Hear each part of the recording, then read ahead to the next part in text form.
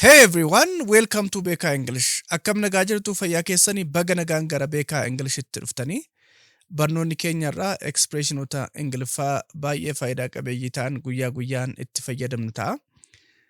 Daawwattoota keenya chaanaliin kun haaraa waan ta'eef subscribe gochuu hin dagatinaa.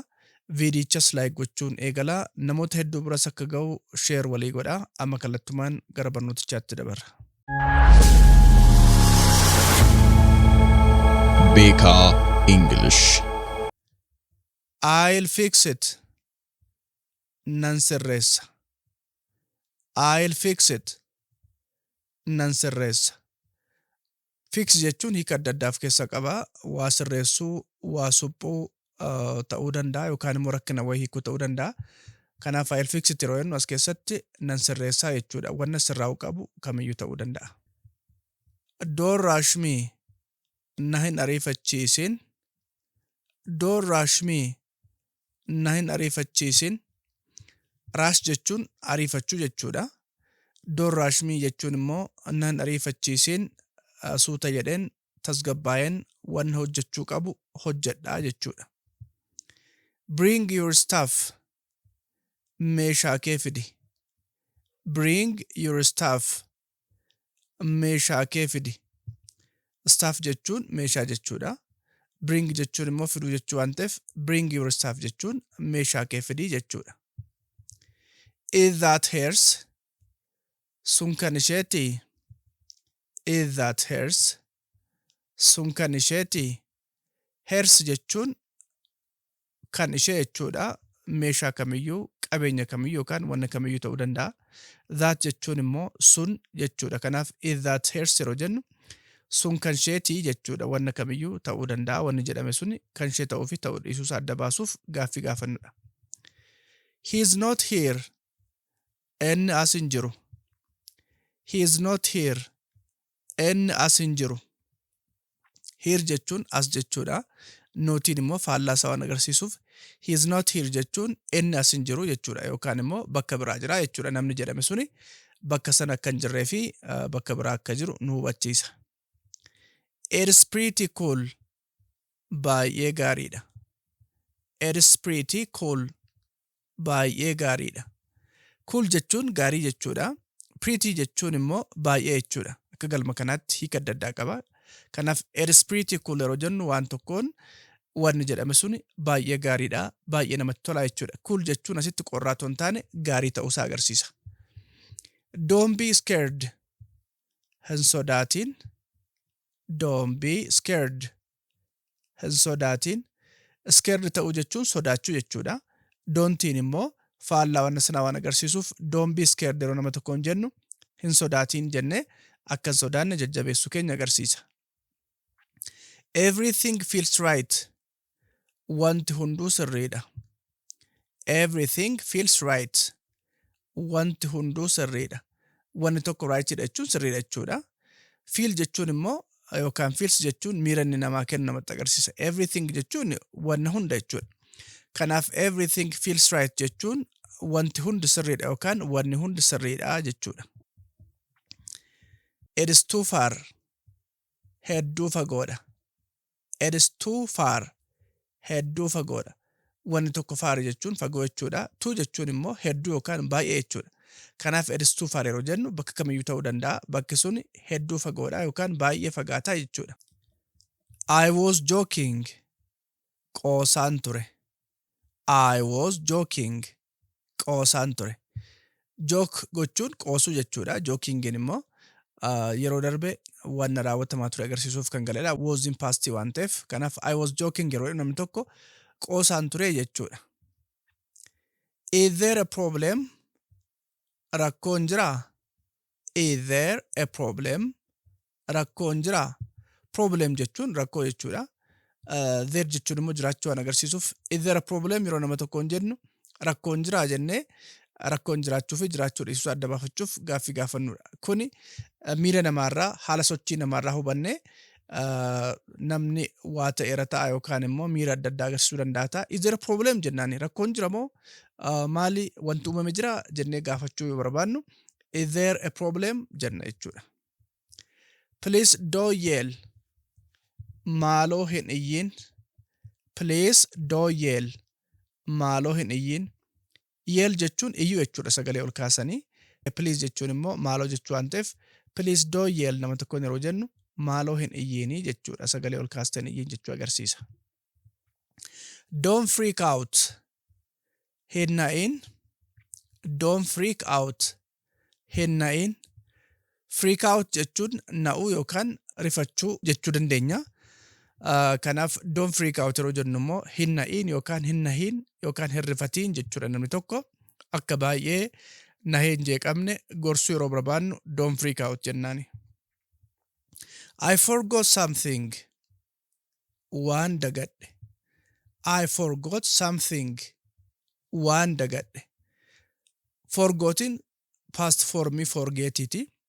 Something jechuun immoo wanna tokko jechuudha. Kanaaf I forgot something jechuun waan dagadhe yookaan wanna tokko hin dagadhe jechuudha. Wanna kamiyyuu ta'uu danda'a. Namni tokko wanna jedhame sana dagachuusaa agarsiisa. I'm really hungry. Baay'een beela'e. I'm really hungry. Baay'een beela'e. Hungry jechuun beela'uu jechuudha. Really jechuun immoo baay'ee yookaan dhugumaan jechuudha. Kanaaf I'm really hungry jechuun baay'een beela'e, baay'ee beelli natti dhaga'amaa jira jechuu agarsiisa. Introduce her. Ishee wal barsiisi.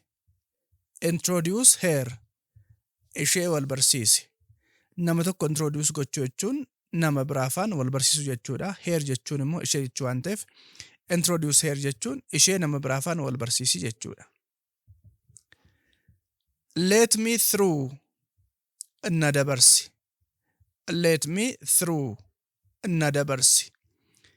Nama tokkoon let me through yeroo jennu na dabarsii yookaan immoo na jalaa turii, na jalaa siqii daandii naa kenni nan darbaa jechuudha. Namni fakkeenyaaf karaarra dhaabachuu danda'a ta'a.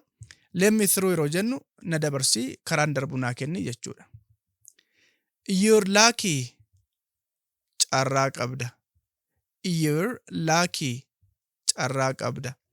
You're jechuun short form you are iti. Lucky jechuun immoo carraa qabeessa waan ta'eef you're lucky jechuun carraa qabdaa yookaan ati carraa qabeessadha jechuudha. Try to understand. Hubachuuf yaali. Try to understand. Hubachuuf yaali. Wanna tokko understand gochuu jechuun wannicha hubachuu jechuudha. Try jechuun immoo yaalu waan ta'eef try to understand yeroo nama tokkoon jennu hubachuuf yaali jechuudha. Dhimmisaa dhimma waa'ee kamiyyuu ta'uu danda'a. Dhimma sana yookaan yaada sana hubachuuf yaali jechuudha. It is not allowed. Hin eeyyamamu. It is not allowed. Hin eeyyamamu. Wanni tokko allow gochuu jechuun eeyyamuudha. Allowed jechuun immoo paastisa waan agarsiisuuf it is not allowed yeroo jennu wanni tokko hin eeyyamamu. Wanna sana gochuun hin danda'amu, raawwachuun hin danda'amu, dhorkaadha jechuudha. What is the rush? Maaltu ariifachiisa? What is the rush? Maaltu ariifachiisa? Rush gochuu jechuun ariifachuu yookaan jarjaruu jechuudha. What is the rush yeroo jennu immoo maaltu ariifachiisa yookaan maaltu nama ariifachiisa jennee maal tokko nama ariifachiisu gaafachuu yookaan immoo namni akka tasgabbaa'uuf what is the rush jenna jechuudha. Maali waan nama ariifachiisu jennee gaafachuu agarsiisa. Let's go right now. Ammuma haa deemnu. Let's go right now. Ammuma haa deemnu. Go jechuun deemuudha. Right now jechuun immoo ammuma jechuudha. Kanaaf let's go right now yeroo nama tokkoon jennu ammuma haa deemnu jennee otoon turiin deemuu akka nu barbaachisu yookaan akka nurraa eegamu yaada dhiyeessuu keenya agarsiisa. Why so quiet? Maaliif akkana calliste? Why so quiet? Maaliif akkana calliste? Quiet jechuun callisuu jechuudha. So jechuun immoo baay'ee ta'uu danda'a. Hiika adda addaa akka galma isaatti qabaata. Kanaaf why so quiet jechuun maaliif akkana calliste yookaan immoo maaliif baay'ee calliste jennee nama tokko gaafachuu keenya agarsiisa. Look behind you. Dugda duuba kee ilaali. Look behind you. Dugda duuba kee ilaali. Akka galma isaatti hiika adda addaa qabaachuu danda'a. Hiikni isaa kallattiin look jechuun laali jechuudha. Behind jechuun duuba jechuudha. You jechuun immoo kan kee waan ta'eef look behind you yeroo namni nuun jedhu dugda kee duuba laali duuba kee galagalii ilaalii ta'uu danda'a. Warra duuba kee jiru ilaalii jechuu ta'uu danda'a. Stay with us. Nu wajjin turi. Stay with us. Nu wajjin turi. Bakka tokko stay gochuu jechuun bakka sana turuudha. As jechuun immoo nuyi jechuu waan ta'eef stay with us yeroo jennu nu wajjin turii bakka kana turii nu biraan deemiin jechuudha. Let's call it a day. Har'aaf haa gahu. Let's call it a day. Har'aaf haa gahu. Let's call it a day yeroo jennu wanni tokko har'aaf haa gahu jechuudha. Wanni hojjennu, wanni goonu, wanni raawwannu suni har'aaf ni gahaa jechuu agarsiisa. It's not yours. Kan kee miti. It's not yours. Kan kee miti. Yours jechuun kan kee jechuudha. Nootiin immoo faallaasaa waan agarsiisuuf it's not yours yeroo nama tokko hin jennu wanni tokko, meeshaan tokko, qabeenyi tokko kan kee miti yookaan kan nama biraati jechuudha. I am not really sure. Sirriitti hin beeku. I am not really sure. Sirriitti hin beeku. Namni tokko waa'ee wanna tokko shuriidha jechuun waa'ee wanna sanaa beekaa jechuudha. Really jechuun immoo sirriitti jechuu agarsiisa. Nootiin faallaa waan ta'eef I am not really sure yeroo namni tokko jedhu sirriitti hin beeku waa'ee dhimma tokko, waa'ee odeeffannoo tokko yookaan yaada tokko sirriitti hin beeku jechuudha. I need coffee. Buna nan barbaada. I need coffee. Buna nan barbaada. Need jechuun wanna tokko barbaadu jechuudha. Koofiin buna waan ta'eef I need coffee yeroo jedhu namni tokko buna nan barbaada, buna dhuguun barbaada jechuu isaati. You look amazing. Baay'ee bareedda. You look amazing. Baay'ee bareedda. Wanni tokko amazing jechuun waan nama ajaa'ibu jechuudha. Lookiin immoo nam tokko yookaan wanti tokko kana fakkaata jechuuf kan itti fayyadamnudha.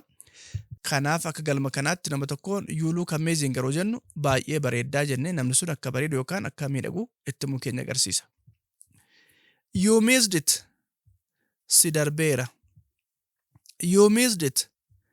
Si darbeera. Wanna tokko miss gochuu jechuun wannichi nu darbuusaa agarsiisa. Kanaaf you missed it yeroo nama tokkoon jennu wanni sun si darbeera yookaan si darbee ture, si darbee jira jechuudha. Please repeat that. Maaloo irra deebi'i. Please repeat that. Maaloo irra deebi'i. Wanna tokko repeat gochuu jechuun irra deebi'u jechuudha. Please jechuun immoo maaloo jechuu waan ta'eef please repeat that yeroo jennu maaloo irra deebi'i jechuudha. Kuni namni tokko waa dubbatee waan inni dubbate sana sirriitti dhageenya yookaan immoo waa raawwatee waan raawwate sana sirriitti nu hubanne yoo ta'e please repeat that jennaanii jechuudha. Barnoota kanarraa akka fayyadamtan abdii guddaan qaba. Amma subscribe, like, share fi comment gochuun dagatiina.